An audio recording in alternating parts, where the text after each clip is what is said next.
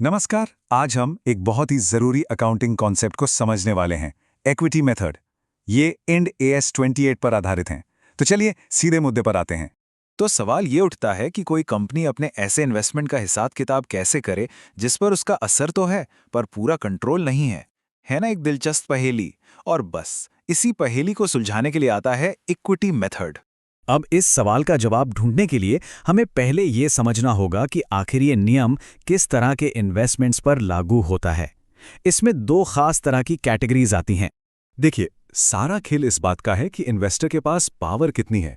क्या उनके पास significant influence है, मतलब एक अच्छा खासा प्रभाव, या फिर वो किसी के साथ मिलकर जॉइंट कंट्रोल कर रहे हैं। चलिए जरा इन दोनों टर्म्स को आसान भाषा में समझते हैं।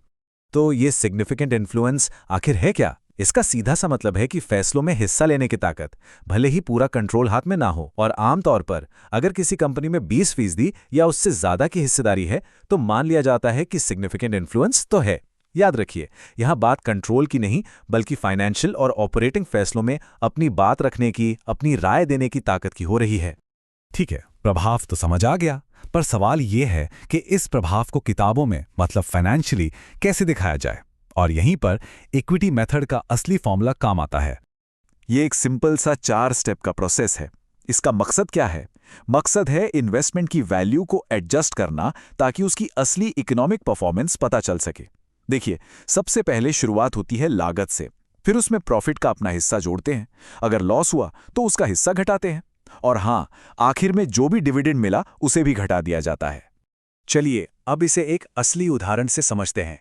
मान लेते हैं कि इन्वेस्टमेंट में फायदा हुआ है, तो देखते हैं कि ये सब कैसे काम करता है। तो सिचुएशन कुछ ऐसी है। एक कंपनी है अल्फाटेक, जिसने 100 करोड़ रुपए लगाकर बीटा सॉल्यूशंस में 25% की हिस्सेदारी खरीद ली। अब बीटा सॉल्यूशंस ने बहुत अच्छा काम किया और 40 करोड़ का प्रॉफिट कमाया। इतना ही नहीं, उन्होंने 10 करोड़ का डिविडेंड भी डिक्लेयर कर दिया। तो अब क्या होगा? तो सबसे पहला कदम, बीटा ने 40 करोड़ का प्रॉफिट कमाया और अल्फा की हिस्सेदारी है 25%। तो 40 करोड़ का 25% कितना हुआ? सही, 10 करोड़ रुपए। तो ये 10 करोड़ रुपए अल्फा की इन्वेस्टमेंट वैल्यू में जुड़ जाएंगे। अब दूसरी बात, बीटा ने 10 करोड़ का डिविडेंड दिया। अल्फा का हिस्सा कितना? 25%, यानी 2.5 करोड़ रुपए। अब ये पैसा तो अल्फा को कैश में मिल गया, है ना? तो ये प्रॉफिट अब कंपनी से बाहर निकल चुका है। इसलिए इन्वेस्टमेंट की वैल्यू से ये 2.5 करोड़ रुपए कम कर दिए जाएंगे। तो कुल मिला के क्या हुआ? 10 करोड़ जुड़े, 2.5 करोड़ घटे, मतलब इन्वेस्टमेंट की कैरिंग वैल्यू में नेट 7.5 करोड़ रुपए का इजाफा हो गया। और यहीं पर इस मेथड की खूबसूरती दिखती है। देखिए, अल्फा का जो प्रॉफिट एंड लॉस स्टेटमेंट है वो सिर्फ 2.5 करोड़ का डिविडेंड नहीं दिखाएगा, वो बीटा के प्रॉफिट में अपना पूरा 10 करोड़ का हिस्सा दिखाएगा। इससे एक ज्यादा सच्ची और पूरी तस्वीर सामने आती है कि इन्वेस्टमेंट असल में कैसा परफॉर्म कर रहा है। अच्छा, प्रॉफिट की कहानी तो समझ आ गई, लेकिन हमेशा तो सब कुछ अच्छा नहीं होता, है ना?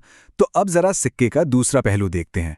क्या होगा अगर कंपनी को प्रॉफिट की जगह लॉस हो जाए? चलिए एक सिचुएशन इमेजिन करते हैं। मान लीजिए कि इन्वेस्टमेंट की वैल्यू है 50 करोड़ रुपए, लेकिन जो लॉस हुआ उसमें हिस्सा आ गया 70 करोड़ रुपए का। मतलब लॉस का हिस्सा इन्वेस्टमेंट की वैल्यू से भी ज्यादा है। अब क्या करें?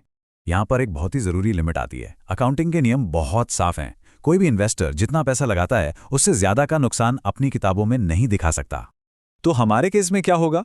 इन्वेस्टमेंट की वैल्यू 50 करोड़ थी, तो लॉस भी सिर्फ 50 करोड़ तक ही रिकॉर्ड किया जाएगा और उस इन्वेस्टमेंट की वैल्यू हो जाएगी 0। अब सवाल उठता है कि बाकी बचे 20 करोड़ के लॉस का क्या? उसे आमतौर पर नजरअंदाज कर दिया जाता है। हाँ, जब तक कि उस लॉस को चुकाने की कोई अलग से कानूनी जिम्मेदारी ना हो। तो इन सब बातों का निचोड़ क्या है? मतलब पूरी तस्वीर क्या बनती है? और सबसे जरूरी बात, वो कौन सी आम गलतियां हैं जो लोग अक्सर कर बैठते हैं? देखिए, कुछ ऐसी गलतियां हैं जो बार बार देखने को मिलती हैं।